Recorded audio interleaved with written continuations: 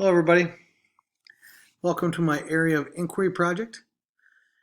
Have you ever walked by a gym at a high school or a middle school or elementary and wondered why the students were running back and forth, wondering what kind of punishment the teacher is making them do? Or you maybe even seen kids walking or even kids jogging or even kids at a running pace that's pretty fast? Well, what you've probably seen is the PACER test. It's one of a few tests that as Phy-Ed teachers, we assess students at all levels. It's one of those tests that can be considered multiple assessments throughout assessment in PE.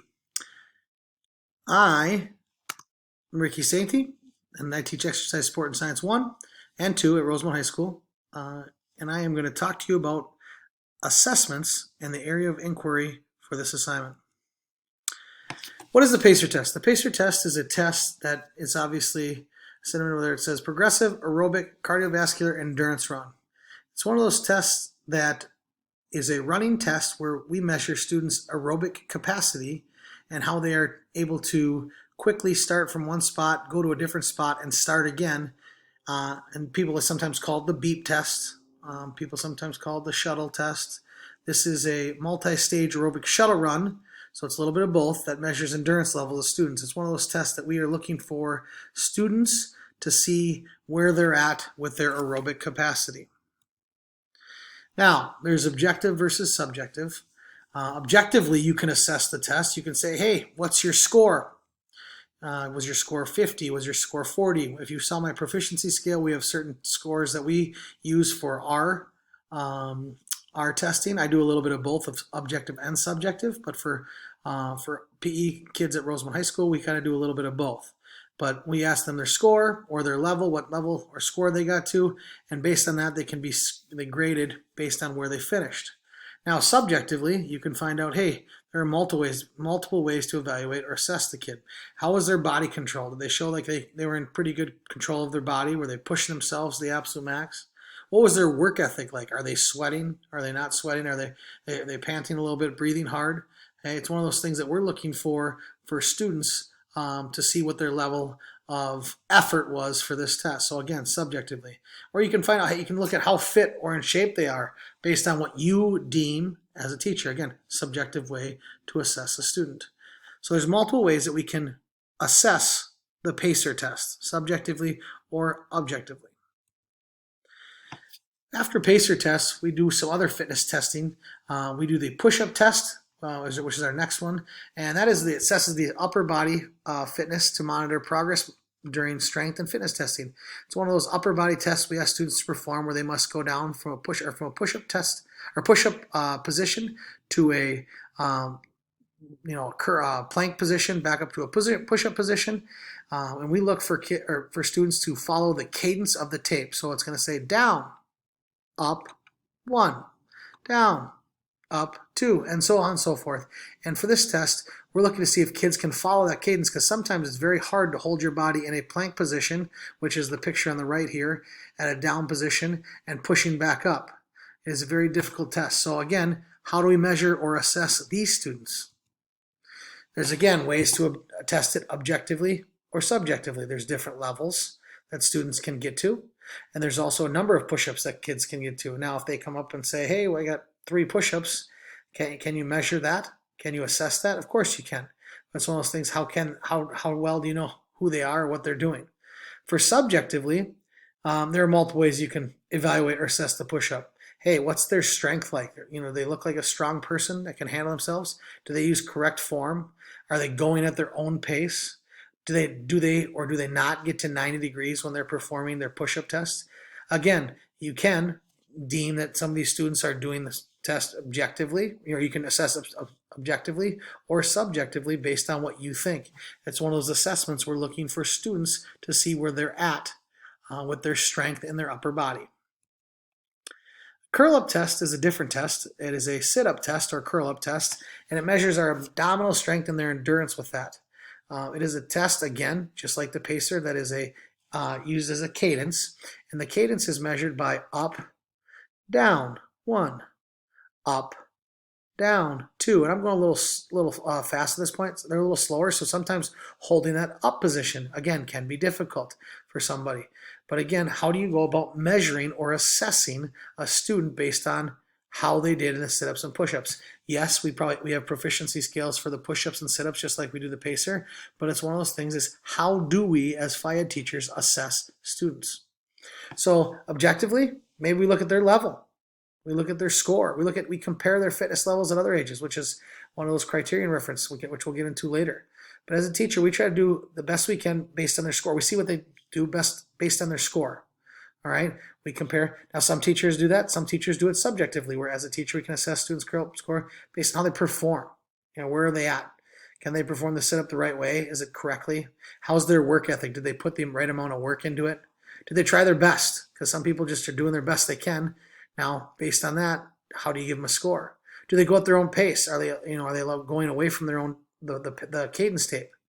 All right. Are there preconceived notions you make about a student with push-ups and sit-ups and pacer that when you see them, oh, maybe we should give them this score because this is how well they do? Again, it's one of those tests that you can grade objectively or subjectively, or in my case, I try to do a little bit of both. Now, we got to be careful. I put the caution sign up here because you got to be able to consider some things when you are assessing students subjectively or objectively. All right, what's their work ethic like is a big one. Are they giving forth an honest effort? And that's one thing where scanning or observing is important to do when you're assessing students during fitness testing. What's their attitude like? Are they acting like they want to be there, acting like they don't want to be there, just going through the motions? What is their attitude towards fitness testing? Because you'll see a lot of kids go, oh no, the pacer's the worst. They hate running it, or oh no, push-ups or sit-ups, they don't want to do them. So what's their attitude? Are they engaged? All right, how's their participation level? Are they participating through the whole test, or are they not? So that's one thing we got to see where they're at participation-wise. Are they finishing like they know how to finish? Are they going through it and doing it? Okay, and the last one, a lot of kids like to play the game. Like, oh, I gave an honest effort on that one. I really tried hard and I got 30. I did the best I possibly could, and they're acting like they're tired, or they're acting like they gave forth a ton of effort on the push-ups and they got 2 of them, and they're expecting, as a teacher, you to say, oh, a great job, which, that's my job. But at the same time, you have to measure that as a teacher. You got to exercise with caution, subjectively and objectively, if they're playing the game on you and try to beat you with when they record their scores, or when they're writing their scores down, or they're giving you their scores. You got to find out based on where they're at. So you have to do a little objective, or do a little assessing objectively and subjectively. What is your why? So one thing is, why do we assess? And I always like to have a why, or purposeful statement, and that's a big thing for me. So what is your why? Your assessment has to have purpose. Your assessment has to develop, okay, for now and the future. Your assessment has to develop creativity. We want their mindset to develop creatively, the right way. So that's how they learn. Develop that prefrontal cortex. Okay, the assessment has to be implemented correctly. Assessment has to be reliable. It has to be valid. Okay, those are big pieces. Assessment should be, or could be, standards based. It could be that you could apply standards to it. It doesn't have to be, but it's one of those things that you probably should relate a little bit towards standards. But again, you're trying to teach them life lessons in PE as well. Another one is, hey, assessment has to be meaningful. There's got to be some sort of why to what you're doing with your assessments. That's a big piece. But hold on. Does it have to include all those things? Does it have to be standards based? Does it have to be reliable and valid? Does it have to apply to PE class only? Can it apply to life lessons? Can it apply to other things? Okay, that's one of those things I want you to think about when we as PE teachers are assessing objectively or subjectively. There are different types of assessments in physical education. So there's your norm referenced assessment, where students, okay, are compared to one another. So one student can complete a skill properly and the other cannot. So based on our a certain test, we say, oh, that kid did a great job, but they only threw and they threw 50 feet, or they performed 80 on the pacer. This person did 40 on the pacer, but they did okay because the other person did 80. They should be doing 80 like the other student. We need to look into that. So the norm reference piece, the criterion reference, one of those pieces that we talk about with presidential fitness. I know myself as a kid, I strive to be the presidential fitness award winner.